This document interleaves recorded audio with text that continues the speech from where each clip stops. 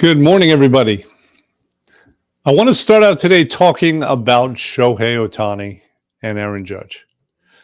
Now, these are baseball players for those of you who are unaware. And as you know, I am not going to continue talking about baseball players. It is never about baseball. Baseball is just a wonderful metaphor for life. And so I'm going to talk about something that's more relevant to you. But these two guys are taking the world by storm. And if you go online, you are going to see arguments from baseball fans about who is having the better year. Shohei Ohtani is the freak, the magician from Japan, who is known for pitching and hitting at a high level. This year, he is not pitching, but he is hitting at an unbelievable pace. He just became the first person in baseball history to hit 50 home runs and have 50 stolen bases in the same year. Think about that. Baseball's been played in this country for over 140 years, and he became the first guy. So what he is doing is remarkable, and there are arguments between fans. I have arguments with my friends. Is he having the best year in baseball this year? And the answer is absolutely not. Because as great as he's been, Aaron Judge has been that much better. Now, Aaron Judge's season may or may not have the wow factor that Shohei Ohtani's has had, because what he's doing is not unprecedented. It's been done before, but it's only been done by guys like Babe Ruth. He is having a Ruthian quality season, and he has become a Ruthian quality player. And at 6'7", 282 pounds, he's more of Paul Bunyan than he is Babe Ruth. But here's the thing. His career was not going along on this trajectory. Yes, he was a high draft pick. Yes, he was always talented and hardworking. But if we rewind the clock to 2014, when he was in the minor leagues, he had a lot of problems. It is hard to uncoil a 6'7" body around with enough speed and timing to hit major league pitching successfully. In this case, he wasn't hitting minor league pitching successfully. He was striking out a lot. But then he hooked up with a man named Richard Shank. Richard Shank is a hitting instructor. He goes by the name of Teacher Man. You can follow him on Twitter, X, if you'd like. But this collaboration has resulted in taking this talented but underachieving player and turning him into Babe Ruth. Aaron Judge may or may not have figured it out on his own, but he did not have to. And this is the point. This student was ready. There's an expression, when the student is ready, the teacher will appear. And the teacher in this case goes by the name of Teacher Man. And he did appear. And he helped Aaron Judge revamp his swing. And together, if you want to say it's together, right? One of them is getting the money and the accolades. But together they're breaking records. Now, it turns out the other guy in this story, Shohei Ohtani, also had a mentor, a coach of his from Japan. Or a coach. There is a difference, by the way. Let's delve into the difference between a coach and a mentor. A coach, if you look it up, is someone who is generally there to help someone with a specific problem. Now, coaching has become ubiquitous, right? There are personal coaches now, life coaches. There are business coaches. This is a growth business. A mentor is someone who generally helps another individual throughout life. Not with such a specific issue, but basically helps the person be who they're supposed to become. That's the main difference if you look it up between a coach and a mentor, but it's in the same family, right? It has the same purpose, is to help another person achieve at a higher level. And coaching and mentorship, let's just say coaching as a catch-all, is, as I said, a growth industry. According, what was the source? I'm always talking about the importance of citing sources. So I forgot the source, but according to one source, coaching is the second fastest growing industry in the world. And it is anywhere from a $6 billion industry to a $20 billion industry. Now, obviously, there's a huge discrepancy there, right? But coaching has really taken off because people have realized that they can live more effective personal lives, but also professional lives. There is probably not a high-level executive these days at a Fortune 500 company that does not have a coach. Why is that? Why is it that the greatest achievers always have coaches? Mark Zuckerberg's coach was Steve Jobs. Isn't that interesting? Spider-Man's coach was Iron Man, Tony Stark. Spider-Man was flailing. That kid didn't know what the hell he was doing. He kept making mistakes, and then he hooked up with Stark. And Stark helped him reach his potential. So you better believe this is an important role to play. We see it, obviously I'm bringing up the movies, but we do see it in narrative as well as in real life. Right? How many movies start out with somebody with a lot of potential, but they're not reaching it? And then when they're at their lowest almost, they meet their mentor. It's the plot of every superhero movie, every martial arts movie that exists. Think of the Karate Kid. So there's something to this. It's ubiquitous. It's classical. Why is it that we need coaching in order to be our best? Why can't we do it on our own? And it's not that we can't achieve great things on our own. We certainly can. It has been done. It turns out we are very powerful beings, possessed of great qualities and great abilities. But we don't always know how to bring it out. And that's where other people come in. So let's look at some of the reasons why. And this is in no particular order. There's no hierarchy with this. These are kind of it's a compilation of all the benefits and reasons why coaching is necessary. So number one is expertise. Most things have been done before. At some level, at some capacity, it's been done before. Very few people are treading brand new ground. So it just makes perfect sense to speak to somebody, to get advice from somebody who's been there and done that in the past. There's a famous story. It's kind of an allegory, I guess. And it's about a young man who falls into a well. It's a very deep well. And he's screaming, for help. He can't get out. And an older gentleman comes by, he walks by, he looks down, and the young man says, "Please help me get out." And the older man says, "Okay, I'm going to help you." And with that, he jumps down into the well with the young man. And the young man looks at him and says, "What did you just do?" I mean, think of all the options, right? A rope, a ladder. What did you just do? You jumped down here with me. And the older guy says, "It's okay.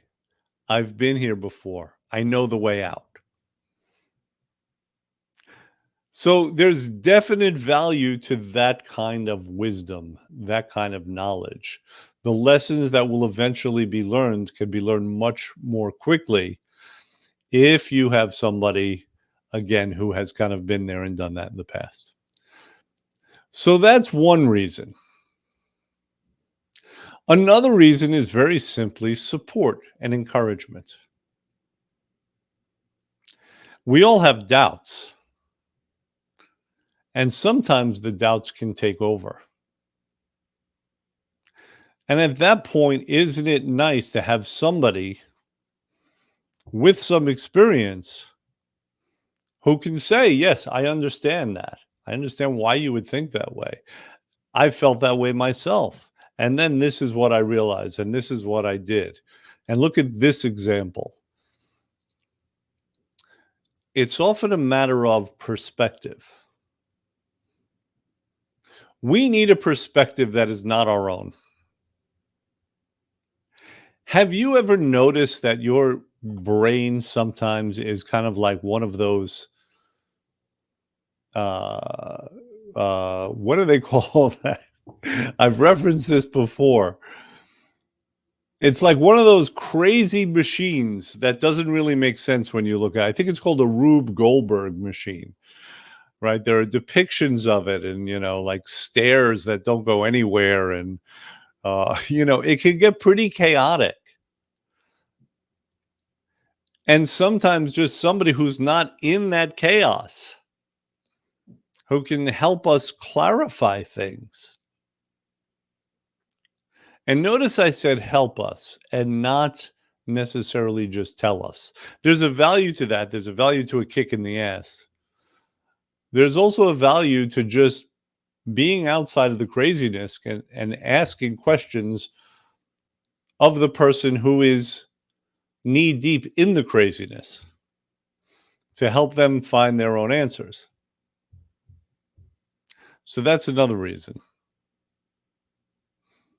A third reason is communication. Communication is necessarily a two-way street, and there are always necessarily at least two people involved. It seems to be designed this way. There is a magic in communication. There's a reason why people will pay for communication, be it with a talk therapist or with a coach, or sometimes with someone else, okay? A bartender, for example. That wasn't what I was thinking, but yes. A bartender. I mean, they get tips just to be there to communicate. We need that kind of give and take. And like I said, there's a magic to it. Don't believe me? Think about when breakthroughs happen. You're speaking to someone and suddenly you have a realization and things change. Right?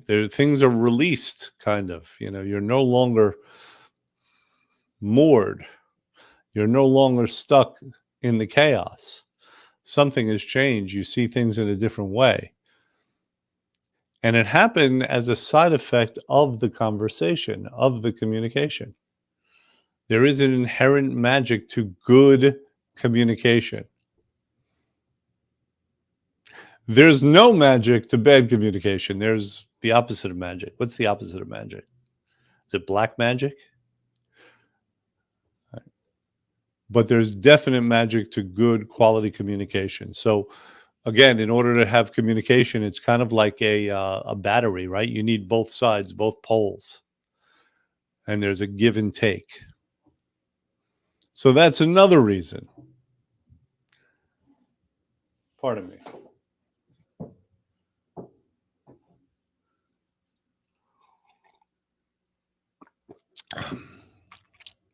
So I covered the reasons. I had a couple more that were separate, but I included them in what I was saying.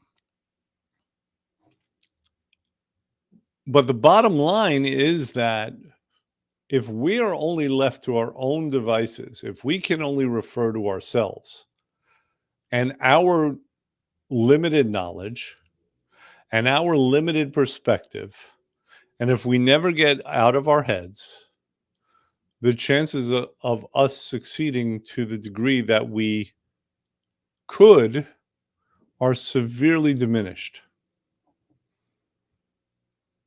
And this is not just me saying this. There are myriad examples of successful individuals. And when interviewed, when asked about their success, they will say, I owe it all to so and so. Now, of course, they're being humble, maybe overly so. Maybe they're humble bragging at that point, right? Because it definitely took something from them. It took their talent and their drive.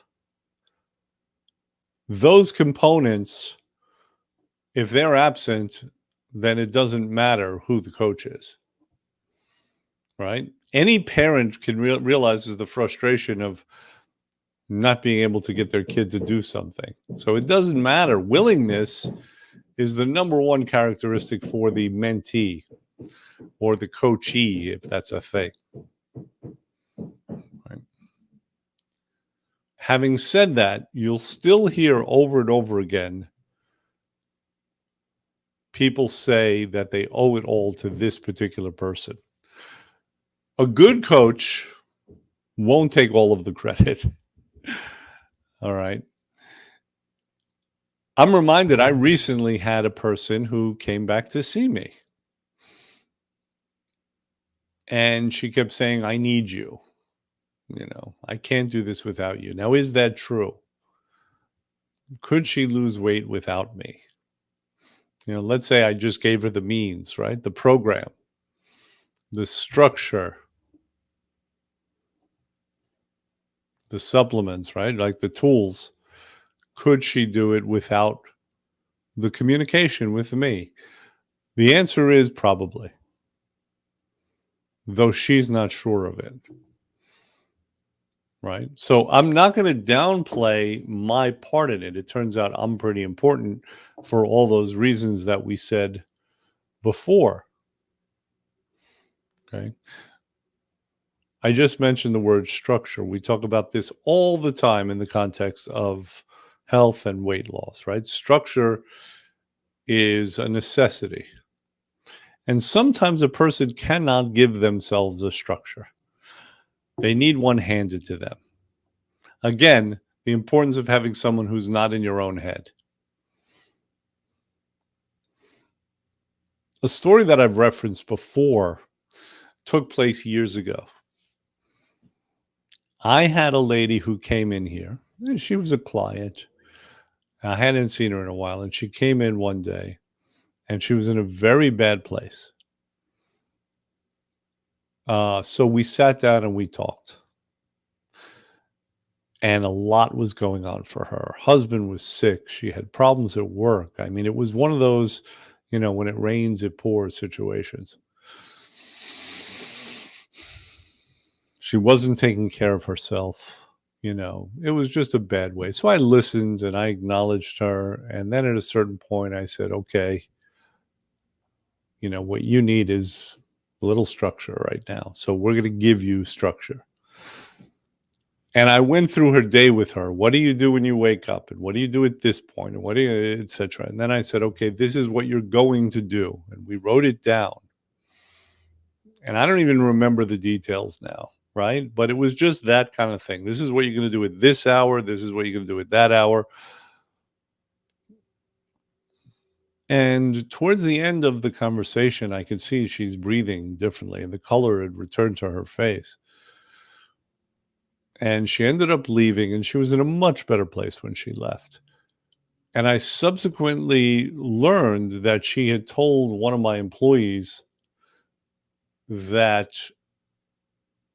had she not come in, she was going to go to a mental hospital and she was going to check herself in. I was blown away by that, right? I mean, I didn't expect that. I knew it was bad. I didn't know that she was there. She didn't have to based on our conversation. And again, I'm not taking total credit for that, right? There is magic in communication. And there is magic in a plan and structure and the hope that comes with that, right? In seeing a different possibility. And I assisted her with that. So that is a thing that does happen. If you have a coach, if you have someone who is willing to listen, and someone who kind of knows what steps have to be taken, even if only temporarily. And you yourself are coachable. That's the other side of this whole situation. The responsibility of the coachee. Because otherwise it becomes a wrestling match. Have you had this situation, right? You have someone who complains to you about something. You're talking to a friend and they're complaining to you, and it's like, oh, this is so bad, and you say, okay, well, why don't you do so and so? Well, I can't because of such and such. Got it. Well, have you ever considered such and such? Well, I have, but it doesn't work for me. And after a while, you become exhausted because it turns out that that person is not ready to be helped in any way. Right? They are problem oriented instead of solution oriented, and they could suck you in with them. And that's okay. I mean, I suppose we all get like that sometimes, right? Where things seem so bleak that we want to suck people into our negative realities. But that's not a place to hang out, right? So there is this responsibility on the part of the coachee. It is incumbent upon them to want the help. Ideally, they're seeking it, and they are coachable. That's one of the characteristics that coaches will look for in players. That's one of the reasons why Aaron Judge and Shohei Ohtani are so successful, incredibly so. Future Hall of Famers. We are blessed to be able to watch them on Back to Baseball. But they're different cats. And they're not just different because they are so physically superior. A lot of people are. A lot of people are very intelligent, talented, have great athletic ability, yet they don't achieve these heights. The person who thinks they know it all, who thinks that they don't need any help or anything that comes from the outside, any kind of help cannot work anyway. They will not achieve the heights of our heroes. Mr. Ohtani, Mr. Judge, Spider-Man, Mark Zuckerberg. I mean, the list goes on and on and on. I just chose a few examples at random. All right, but I think you get the point. If there's a problem that you have in life and you can find yourself a good coach, it is advised.